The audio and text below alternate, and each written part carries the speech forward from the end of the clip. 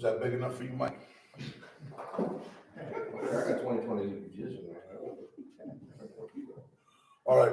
The first thing you got to understand when playing the even front is how you leverage the front to the surface. Like this is a 3-man surface. This is a 2-man surface. Obviously, we'll show the 7-man surface as well because you guys probably see a lot of too tight. But what this dictates always is where you're going to put your strong tackle. You're always going to put your strong tackle to the 3 surface side, which you put them in a 3 technique, which is outside shade to guard. Okay, so that's the first part of the defense to get it lined up correctly.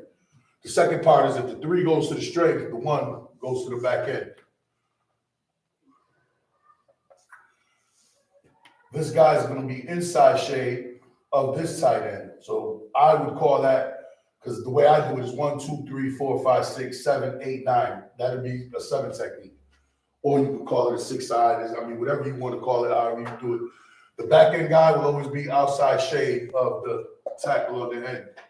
Now, what that alignment tells you is how you're going to line up those backers, which you'll put your overhang strong guy. I'll just put a slash through him. Outside shade of that tight end, about 3 by 3. Then you'll put your 2 inside backers stacked up, and then you could either stack this back end backer or play them off with a little bit of leverage there. That's how I would do it. So that'd tell the rest of the guys, the back 3, just going to be your normal, whether it's man or cover 3. That would be my base alignment against a standard 21 personnel team. Everybody see that? Now, with that being said, that kind of dictates the gaps that you're taking care of. All right, so if he's inside shade, he's going to be responsible for this gap. He'll push, be responsible for this gap. He'll be responsible for this gap. He's going to play the back pad here, hold and fold. You got a counter boot reverse player here, and then you got these guys should be free to run. He's going to key number 2. Number 2 blocks down, you come up support now fast. These 2, this is what I was trying to explain to you yesterday, Mike. These 2 right here are going to key this triangle to the near back. So meaning they don't necessarily got a gap. If they get flow to the right, he's going to play stack to where the 3 technique is, and he'll come this way. You see that? Does everybody see that? Mm-hmm. So you're going to get your read. These 2 guys will get their read from this triangle here. This safety and this outside linebacker are going to read this triangle here. You see what I'm saying? Where's your free on there? You're free on the QB? The free here is playing the alley either way. He's going to play flow. So you got flow this way. He's going to, pop his feet in place. That's that step I was saying, boom, boom. Yeah. And he'll get his read and start to run. You know what I'm saying? He's got to play the alley either way. He's the extra hat. Does that make sense? And then corners will lock up, obviously, on number 1. That's just base stuff. He's responsible for number 2. He could take whatever back is out free. Put it this way, the whip and the Sam are always going to take the flats, whoever shows in the flats in their coverage. Because you want these 6 guys, you're down 4 and 6. These 6 guys fit in the run, fit in the box fits. You get what I'm saying? Hey, you're saying you're Sam, your whip? I'm going to put it back up just in case real buddy. Your best athletes? I think so. I believe so because they got to play in coverage as well.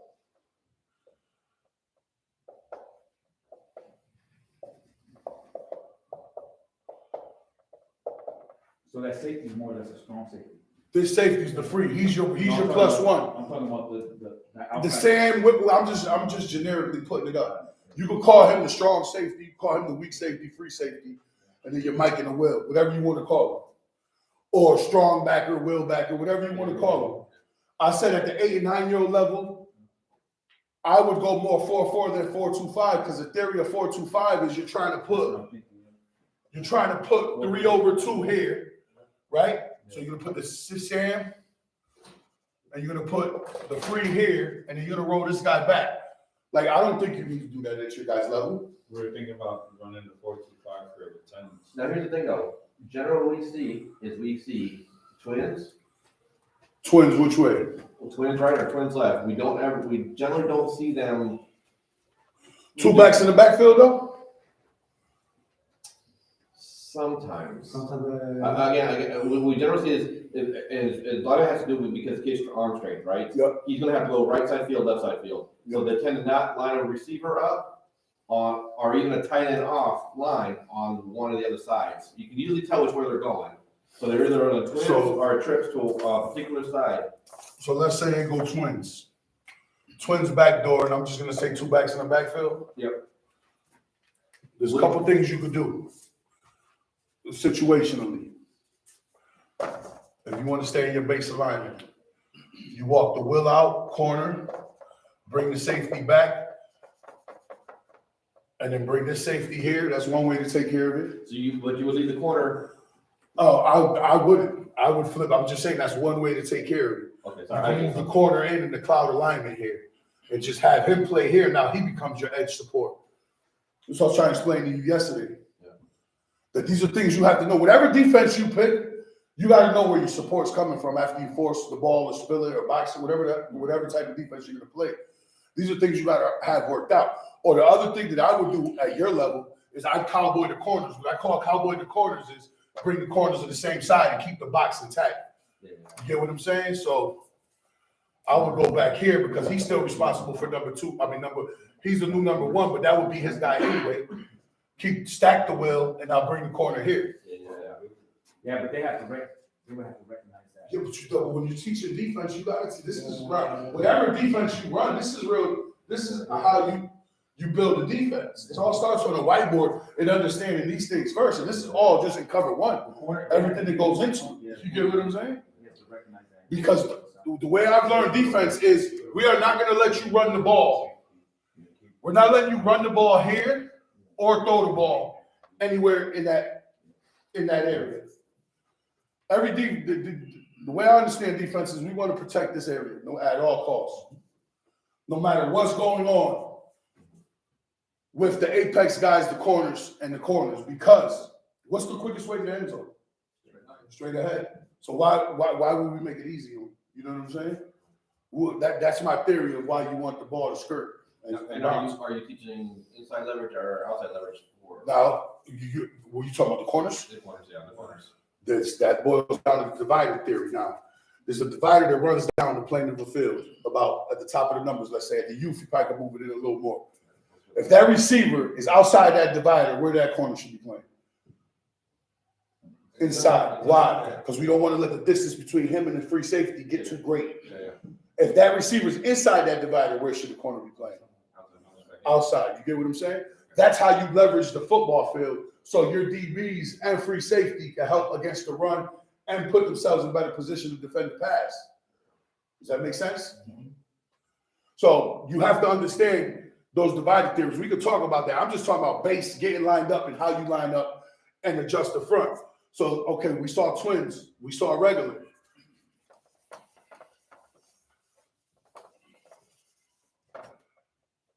We'll go powerhouse. I'm sure you guys see this. All right? And this is what I was telling you yesterday. If it always presents even, my rule would be the field becomes the strength. The wider side of the field will become the strength. So in this case, just because we use the board as an example, it looks like here's the boundary and we got the field here. So I'm setting a 3 technique to this side. And I'm going to widen those guys. I'm going to set the 1 to the back. And now you bring the corners into a sky. And then you got your free safety. That's how I would play that. Why? I could get the Sam and the Will out on cats in the flat quick. And I could cap the corner from number 1 here by the corners. Because they're inside the divider. Where should those corners technique be? 9 yards at what? Outside leverage. You understand what I'm saying? Why do I put them at 9 on outside leverage? If they're a powerhouse run team, more than likely they're going to run off the tackle. You get a down block from number 1, you know you're coming up right now to play run. The corner. You get what I'm saying? So normally we would cut them on the flat, and that could hurt us on a power team. Who? If you keep the corner. If you keep the corner out here, you got no off tackle help. Yeah. That's why I would never play cloud coverage. I would never play the corner in cloud against too tight. Because what route, if they're too tight, what route, if you watch my teams, what we're going to kill you with? The corner route. And everybody plays their corner out here. Why? Now, I can not only help with the corner, I can cap the corner route. What I mean by cap it is stay on top of it into your break because I'm at 9. I'm going to come off my pedal. You're coming. You're trying to cap. I'm just going to stay on top of you. If you try to get by me, you're either running it into me or you got to go inside or outside. Either way, you're off your track. You get what I'm saying? So that's how I would play that, and I'd put the Will and the Sam on number 2 out the backfield. Whoever's coming out the backfield, and keep your box 6 intact again, with your free safety being the +1. Because defense is about numbers, bro. It's 11 men on the field. Only five guys can get the ball to the quarterback. They're gonna show you their hand. You get what I'm saying? It's got to be 3 one way, or 2 the other, or 4 one way, 1 the other. They have to dictate the strength to you. So I would line up in this alignment here against that, set the tackle to the strength, and just play football from there. Now, in a field scenario where he won't play the free, he'll bring the free up to the middle. Would you still do the same thing? What you mean? Or he get rid of the free, he bring the free up to basically a Mike at that I would do that only against double tight, double wing. cover 0. Yeah, I would do that against. I wouldn't do it against Wishbone or Power Eye. I would do that against this.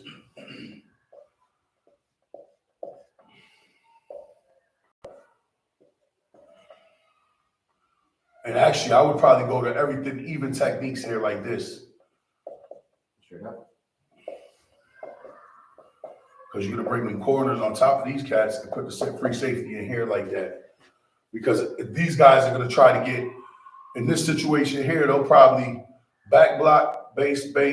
They'll get a double here, try to move that back here, full back coming out to kick that corner. You're going to need this cat to run. You're going to need this cat to get involved in the run fit.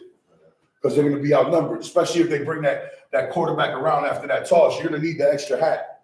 Because a lot of those dudes will bring the quarterback to roll in. So that right there, that's still 4-4. We're just bringing cats on the line and moving the techniques. Yeah. And obviously playing the free safety a little different.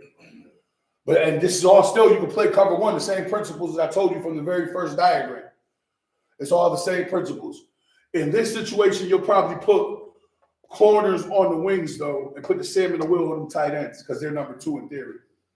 Yeah. And they're number 2 in theory. And if the back flares, you banjo him with these guys. Banjo means if he goes this way, he gets him. If he goes this way, he gets him. You get what I'm saying? And I think athletically it matches better too, right? Simon will match better against those. Right, those guys. So this is just base alignment things you'd have to consider when playing the 4-4. Now, if we did 2 tights, we did double wing, we did pro. You start getting this stuff, and then this is what I do like about it and why I'm considering it now that we talked about it yesterday, is nothing really changes. Once again, it's even, right? So what's going to dictate the strength? There's 2 things. If it's gun, if the back is there, move the strength here. Okay? If it's pistol, we'll go to the field. Let's say the field's here. We'll move the 3 technique here, move the 1. Nothing changes. You can still play cover 1 because you can match everybody up. Or very simply, you can play cover 3. Teaching the same principle with nothing changes inside.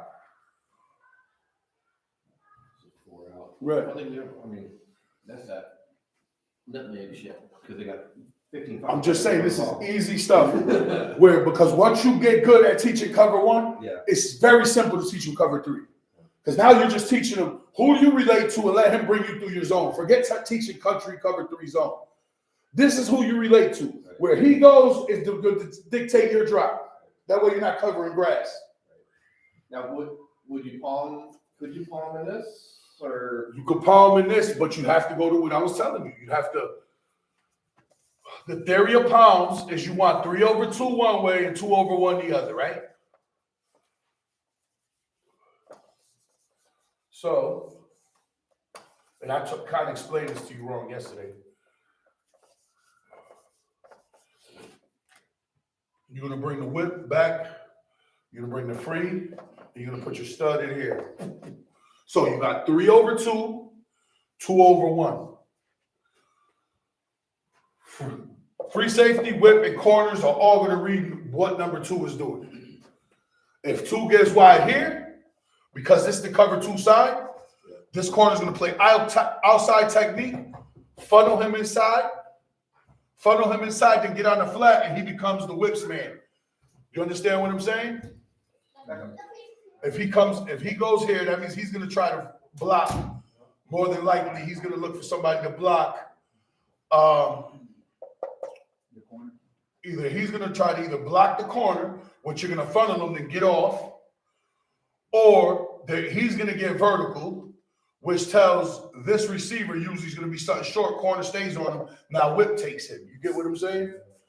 Here, this free safety in this corner gonna key this guy. Same concept. And you got this guy is basically like a robber type shit. That could, if they try to go inside, reroute him, collision him, do whatever. But it gives you 3/2 here. And obviously, if this cat comes, that's an easy one for him to get to. So that's the plus to that. Here, if he goes here, this guy's got to get out there because we're short a player here. So that's the pounds. Like, so I don't think you guys need to run that 89. That's just I did it to make him happy. That's next level shit. You know what I'm saying? 4-2-5 concept. This is it. This is it right here? This is it right here. As they You said. just roll the whip back. Yeah. And you play 3/2, 2/1. Yeah. But you got to account for 2 being in the backfield on the short side. You get what I'm saying? No, I'm sorry. Yeah, 3/2, 2/2. I'm sorry, 2/2. The only problem with that is that the backer, the inside backer, has to recognize the quick pop. Like if they do a quick Well, pop, that's another thing. to the Yes, receiver.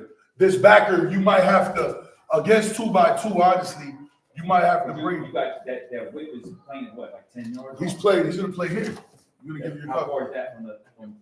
I would say 9. I play my guys at 9. I don't They gotta play. recognize, because that's a weak,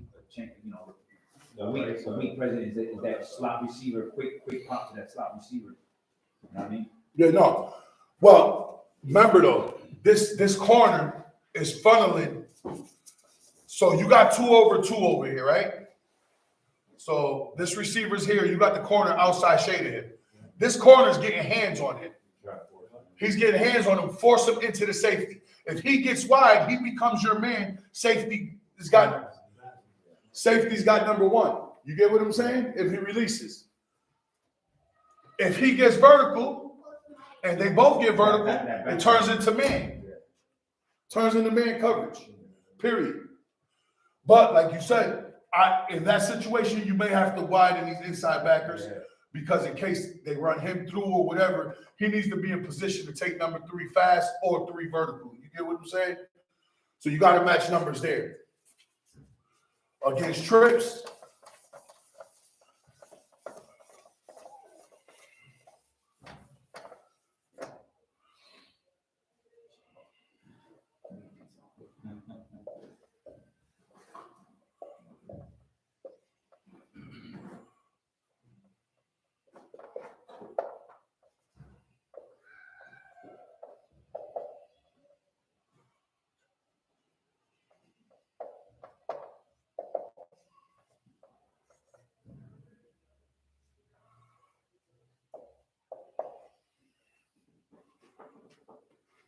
now you got the 2/1, 3/3 I'm talking about.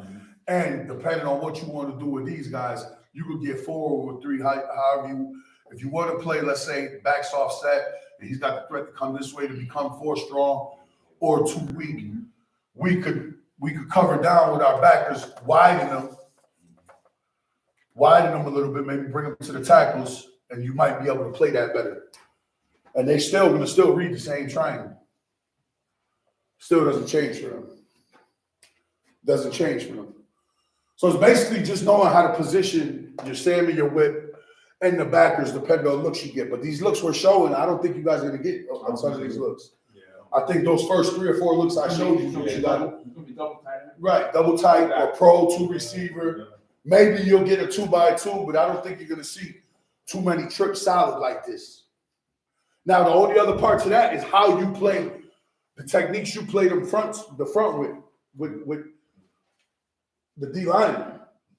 The outside shades are going to look for to get hands on people. If you get a down block, you're going to play the back pad of the down lineman because you want to make sure that you're squeezing the ball and making it, if it cuts back into you. The front side guys are going to try to get hands on people, but play a little more aggressive up the field. But here's the thing, come up, like your 3 technique. He's playing the B gap in theory, right? But he's outside shade of the guard. He should be playing the V of his neck. So it's here, use him to shut off the A gap, keep your hips in the B gap. So you kind of took away 2 gaps for what? For your 2 inside linebackers to stay clean, right? So playing with the hands with the D lineman is imperative with this style of play. You want the 3 and the 1 technique to get hands on people. Even these ends, get hands on people so you read their reactions and just play football from there. Let's not overthink it. You're playing long on the ends, you're not just gonna swim and go? What you mean? No, you got to play. This guy here, all right, let's just talk about that. 'Cause that's honestly, that's your whole defense if you can't get that right. Right? So.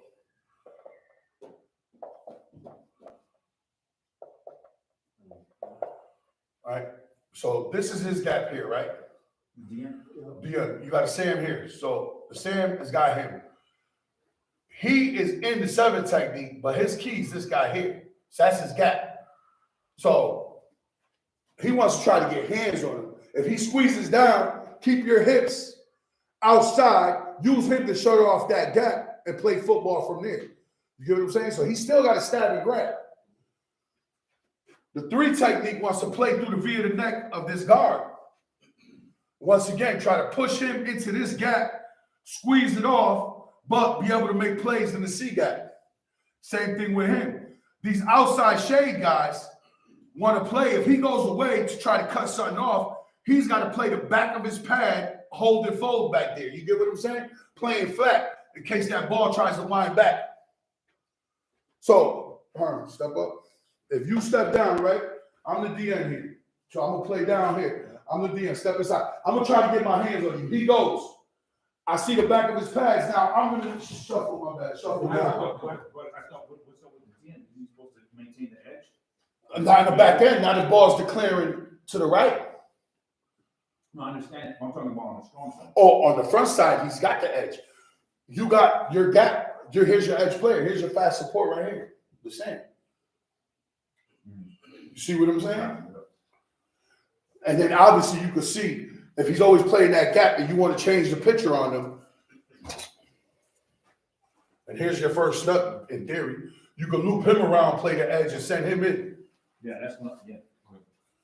So this is your first stunt. Yeah. You know what I'm saying? Right within the structure where you're not even doing too much. But the key is how you play these front four. You got to get hands on people, and they got to understand their block reaction stuff. Now, I'm saying when I speak with the little kids, especially on the end technique, they're playing long, or they're attacking, Yeah. but they don't do both. Right. You know what I mean? And that's why I'm telling you, if you just teach them, certain people need to read the men. Like I tell you, the 2 inside linebackers read that triangle. Right. Your Sam, your Will, your corners, your free safety, and probably those ends. And the 3 and the 1 should be playing through the man. He'll give you the key. Play through the man to the ball with big eyes. Remember I told you about big eyes yesterday? Big eyes is if we're in the line at school and the teacher's in the front, I'm in the back. Not only do I want to see what everybody in front of me is doing, I need to see what she's doing so I know what I'm doing. It's like driving the car and you're in traffic and looking ahead. You get what I'm saying? That's how those 2 inside linebackers got to play, and in theory, how those 4 down got to play. Because you got to look through that man you're playing to find the football and play football. So you got to use your hands and proper techniques and all that stuff. Make sense? We got to teach it to the kids because, as we know, kids tend to lock on the guy's eyes in front of them and lose the picture to the big scheme of it. But I'll stop it right there so we can eat.